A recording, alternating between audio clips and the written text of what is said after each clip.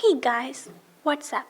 I'm Avinya and today I'm here with the chapter 4 of the book The Power of Positive Thinking. The title of the chapter is प्रार्थना की शक्ति आजमाएं. So without wasting our time, let's roll the new hashtag. प्रार्थना शरीर में मस्तिष्क की संतुलन को एक बार फिर सही कर देती है, जिससे बीमारी दूर हो जाती है. जैक स्मिथ जो कि एक हेल्थ क्लब चलाते थे, उनके अनुसार यदि आप किसी व्यक्ति को स्वस्थ कह रही हैं या आप उसे तभी स्वस्थ मान सकते हैं जब वह आध्यात्मिक रूप से स्वस्थ हो. अर्थात एक ऐसा व्यक्ति जो आध्यात्मिक रूप से स्वस्थ है वो शारीरिक रूप से अवश्य ही पक्का ही श्योरली स्वस्थ होगा. विश्वास भरी प्रार्थनाओं से ऐसी शक्तियाँ मुक्त होती हैं जो सकारात्मक परिणाम देती हैं. एक रचनात्मक व अद्भुत मस्तिष्क वाले मनुष्य का अपनी समस्याओं को सुलझाने का एक आसान फॉर्मूला होता है, जिसकी 3 कदम है. पहला, प्रार्थना करना. जब इंसान के ऊपर कोई भी समस्या आती है तो वह ईश्वर की ऑफिस में जाता है, जो कि उसकी कार के बहुत समीप मौजूद है. मतलब है कि आप अपनी कार में या ड्राइविंग करते समय आप हमेशा अपने पास कोई ईश्वर का कुछ ऐसा निशान या कुछ ऐसी खास चीज़ रखें जिसके सामने आप प्रार्थना कर सकें. Like Bible, like Shrimad Bhagavad Gita, Quran, Guru Granth Sahib. दूसरा, तस्वीर बनाना. यदि एक व्यक्ति मान ले कि वह अपने मस्तिष्क में ऐसी तस्वीर बना ले जैसे कि ये घटना हो रही है और उस तस्वीर को अपनी चेतना में बिल्कुल बैठा ले और उस पूरी घटना को ईश्वर को समर्पित कर दे और उसी हिसाब से काम करे, तो उसकी ये तकलीफ झट से ख़त्म हो जाती है. ये एक बेहद शक्तिशाली तरकीब है. इसका मतलब है कि अगर आपको लगे कि आपके पास कोई दिक्कत आ गई है तो सबसे पहले आप प्रार्थना करिए, फिर अपनी उस पूरी समस्या को भगवान के चरणों में सौंप दीजिए और कहिए कि ये मेरी सारी समस्या आपके कदमों में है और अगर आप मेरे साथ हैं तो मैं इसे जड़ से ख़त्म कर सकता हूँ. और बस फिर देखिए कमाल. तो ये एक बेहद शक्तिशाली तकनीक है.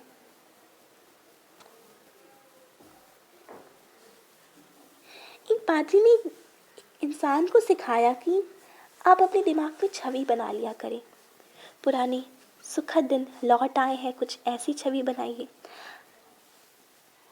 ऐसा करने से आपके दिमाग को ऐसा लगेगा कि सब कुछ अब ठीक हो रहा है. अब बात करते हैं एक महिला की जो कि अपनी शादीशुदा ज़िंदगी को बिखरते हुए देख रही थी.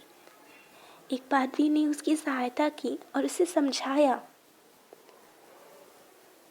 लेकिन समझाने से पहले उसने कुछ महसूस किया कि वह महिला हीन भावना से ग्रसित थी. तो सुझाव में पादरी ने उसे यह छवि बनाने को कहा कि वह योग्य और आकर्षक है. पादरी ने उसे सिखाया कि वह अपने दिमाग में यह छवि बना ले कि सब कुछ अच्छा हो गया है. वह अपने पति की अच्छाइयों को देखे, उन पर ध्यान केंद्रित करे और इतनी गहराई तक इस छवि को बना ले कि उसे कहीं से भी ये लगने ना पाए कि नहीं अब भी सब कुछ वैसा है. लेकिन उस समय तक उस महिला ने अपने पति से तलाक तक की बात कर ली थी. परंतु महिला ने तब कहा, यदि आप इन 90 दिनों के बाद भी मुझसे यही कहेंगे तो मुझे कोई आपत्ति नहीं होगी. मतलब जब पादरी ने उस महिला को ये बताया कि आपको अपने दिमाग में बस एक छवि बनानी है कि सब कुछ अच्छा हो गया है, सब कुछ अच्छा चल रहा है, मेरी नई नई ज़िंदगी है, मैं बहुत सुंदर दिखती हूँ और फिर उसके हिसाब से ही काम करिए। तो उस महिला को ऐसा लगा कि नहीं, अगर जब सब कुछ खत्म होने ही वाला है तो क्यों ना मैं अपनी अच्छी ज़िंदगी को एक मौका और दूँ। और उसने अपने पति से कहा कि हम तलाक ले लेंगे, कोई दिक्कत नहीं है, लेकिन क्या आप उससे पहले मुझे सिर्फ 90 दिन की मोहलत देंगे? अगर आने वाले 90 दिनों के बाद भी अगर आपको मुझसे यही शिकायतें रहीं तो मुझे कोई हर्ज नहीं है, आप बेशक मुझसे दूर जा सकते हैं, लेकिन फ़िलहाल मुझे आपसे 90 दिन चाहिए। क्या आप मुझे वो देंगे? और ऐसी बात कहने पर उनके पति इस बात के लिए राज़ी हो गए।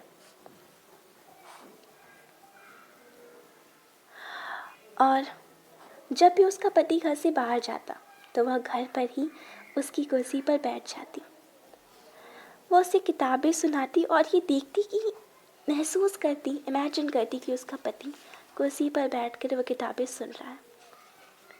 वो गोल्फ खेलते खेलते अपने पति से बातें करती, उसे समझाती, उससे शिकायतें करती, उसके साथ अपने हर एक काम को बांटती, हर एक बात को बांटती। कभी भी ऐसा महसूस नहीं कर रही थी कि ये सब मेरी कल्पना है। और जब सच में उसका पति घर पर आता तब भी वो उससे वैसे ही बिहेव करती जैसे मानो वो वही लड़का है जिससे उसने प्यार किया। उसके मुंह पर अब बिल्कुल भी शिकन नहीं थी, नाराज़गी नहीं थी, बस एक प्यारी सी मुस्कान रहती थी, जैसे कि बस तुम ही तो मेरे सब कुछ हो, तुम ही तो हो जिससे मैं अपनी सारी बातें कह सकती हूँ। और ऐसा करते हुए कब 90 दिन बीत गए पता ही नहीं चला। और फिर आखिरी दिन हम 90 दिन तक का इंतज़ार करने के लिए बाध्य थे। आज हमारे 90 दिन पूरे हो चुके हैं, तो क्या तुम मुझे बताओगी तुम मुझसे अभी तलाक लेना चाहती हो?